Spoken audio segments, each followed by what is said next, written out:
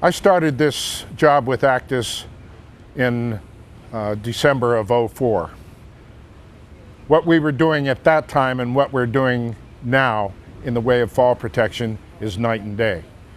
Yes, we were using some rope grabs and systems like that, but we hadn't matured in fall protection as we are now. And part of that is because of the falls mandate that Actus has.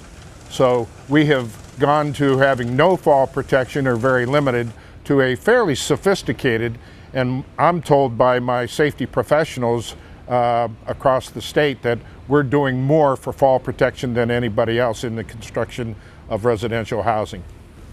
I had a commercial construction background. This is really the first residential work I've done in my career, and very used to a high level of fall protection in high-rise construction and commercial construction methodologies. So when the company asked me in early 2005 to try to push the envelope, there was immediate consensus on how we were going to approach that challenge at that time, and we put everybody in fall restraint. Using retractables, full body harnesses, and anchor points on the roof in a fall prevention system. The guy falls, there's a good chance he's really going to get hurt anyway, just from the jolt of the retractable catching him at the bottom of that harness.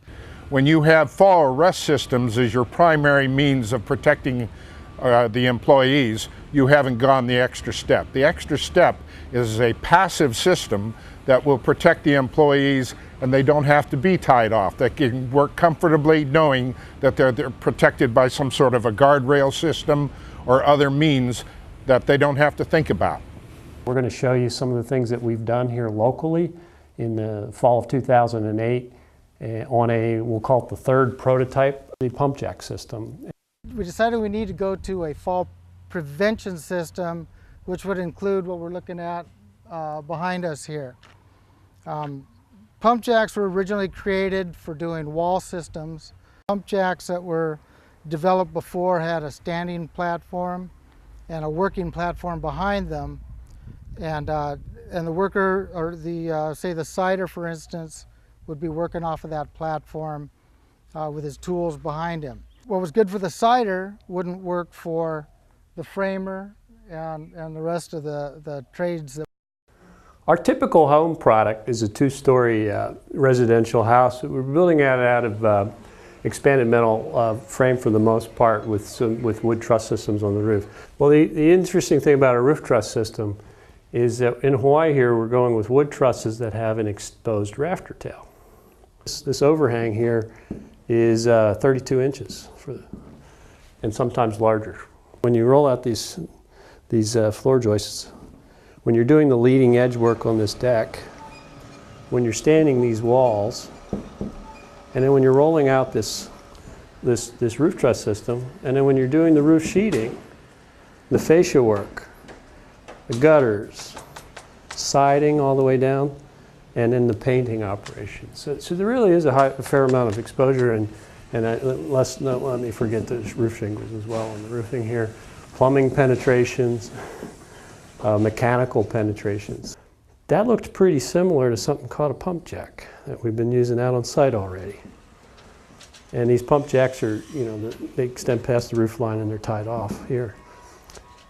And in this case, you've got the work platform and then a material platform, which acts as a guardrail when we put some netting in there.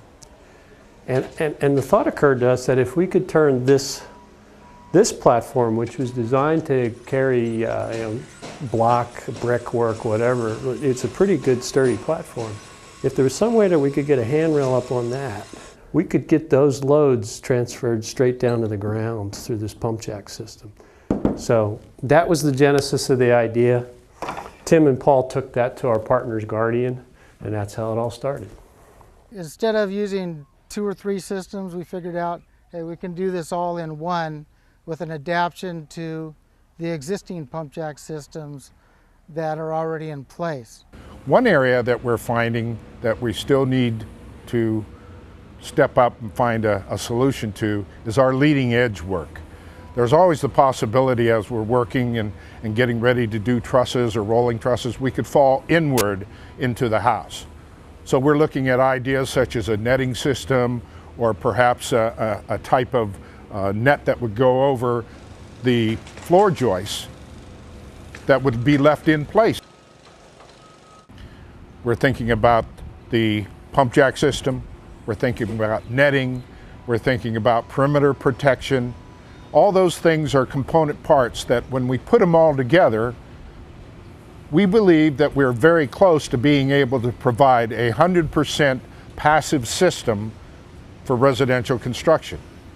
If we can do that, the cost will be offset by the production that we will get, the increases in production, by protecting our people, reducing the cost of accidents and injuries, and being able to do that work faster because we're not slowed down by having to take that extra measure of care.